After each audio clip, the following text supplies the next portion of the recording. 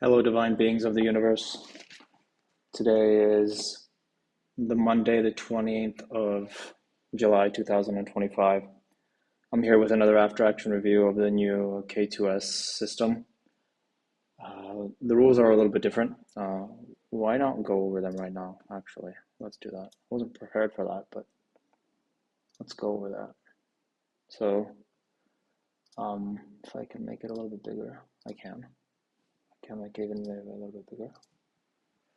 All right, so the rules are that I'm going to be using the same patterns as always, SSC, Collapsing Dragons, Kata 2. But what I also implemented is the 1, 2, 3 entry, as possible, and the WMB3 entry. So these are the things that I can do. Also, what I did was I kind of daily structured my plan. So in the opening, I'm allowed to take the WMB3, 1, 2, 3, maybe Collapsing Dragon or SSCs, depending on what they fire. Then in the morning, lunch, and afternoon session, um, I can take all the patterns, and then in the afternoon session, there's the fade stat fade and the VWAP fade patterns. The thing that changed from previous rules is that if we look at the rules in detail, there we are. So 3-minute charts, one symbol, one position, 4 bets, just normal as always, 0.5 for total equity. The thing is that I now have a standardized MMRB, which is pretty cool. So I don't have to keep moving the risk box, I just have one. But the exit management is probably something that's the most interesting. So let us believe that this is the start of the trade. So this is 0R. When price gets to 0.7R, we move to 0.2R. We pretty much trail it with a 0.5R MMRB from this point onwards. If price ever gets to 2R, then we would move to 1.75R. We're kind of front running the 2R battle drill that we're going to do in the future. If price ever gets to 2.5R, then we move to 2.2R. Again, it's a kind of a stop there to preserve the gains of the 2R. And if I had two positions on, I really want to make sure I get to know this position for two. And then above this line, I would just trail with one MMRB. So this is kind of the more focused on the time between, on the R capture between the 0R and the 2R, 2.5R a little bit. Where probably most of my trades are going to be, and I should have definitely a positive expectancy here, and then accept some right tails with some gifts from the market. So that's pretty much for the rules. And so let's go look at the trades. So today we traded ASML. The reasons, one thing I wanted to do also was to give kind of like ideas and reasons why I did what I did.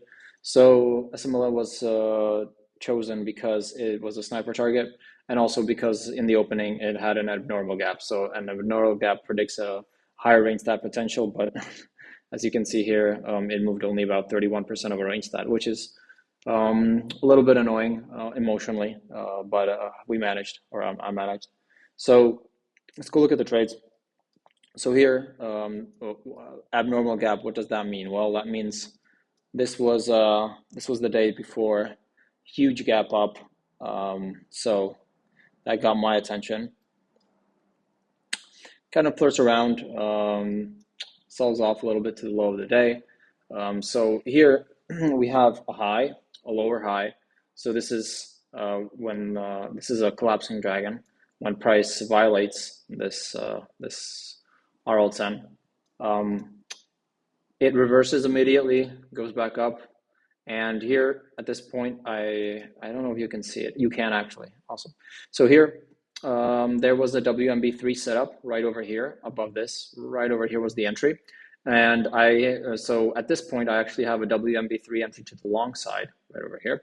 And at this point, I also had a short side here, because theoretically, this could have been a collapsing dragon wiggle.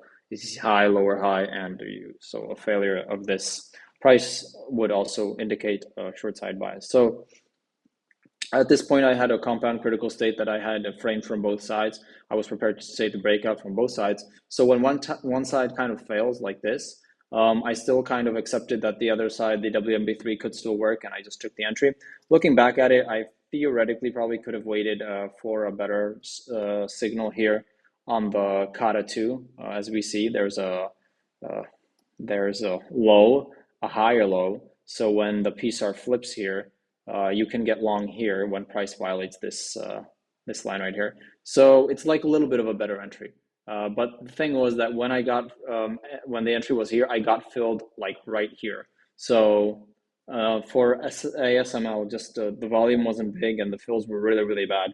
So that's probably not a symbol I will ever trade again. I'll probably just delete it. But it's just a good learning experience because the volume was just so low. Yeah, I had like 2K, 3K, some really, really small volume, and the spreads were pretty big. So anyway, I get back in here on the WB3 or the K2. It moves in our favor. Here at this line, it was almost at 0.7, which was my no lose position for 2 mark. But I was just in an emotional state where I was like, look, I'm not going to let this, when it's at 0.68, I'm not going to let it fall down to like -1 or whatever. So I just moved my stop over there, and the next bar just took it out. So I got a little bit of a gain there, as you can see, 0.1 R. Immediately it reverses and goes down. So I look at this as like a high, a lower high. So this is a collapsing dragon. Theoretically, if price would violate this, like we saw before, and in here is like the pocket or the kata 2 to the short side. So I take the kata 2 to the short side, a couple bars, then it reverses. And this is one of the things that I started to do in this challenge, which I'm very, very proud of internally, of course, is that just not let the losers, run. I remember watching videos from Ken. He's like, don't stay long too wrong. Don't stay wrong too long. Excuse me. So I wanted to kind of understand a little bit more of what he was talking about, and I think with these couple of trades I did. So as you can see, it goes in our favor and it starts to reverse. I think Ken would probably get out here, or maybe at the VWAP right over here. I just gave it like 2, 4, 6, 7, 8 bars, and then when the signal for the kata 2 to the long side actually happened, which is a legitimate signal because you have a low, you have a higher low. This has moved to R10, so it's a non-noise move. So I would definitely take this long, and I actually did. So there, I just cut it, let it go. It moves again back in, but then moves back up. And so I said, okay. So now with kata 2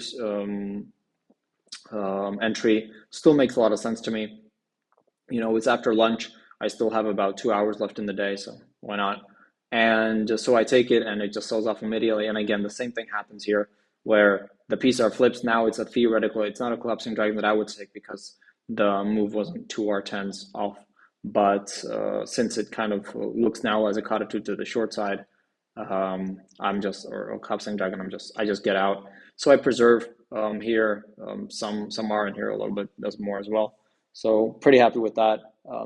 Thinking already ahead and just accepting the losses. In here, there was like a little voice in my head, like, wait, it'll just reverse. But I said, no, let's just cut it and live with it.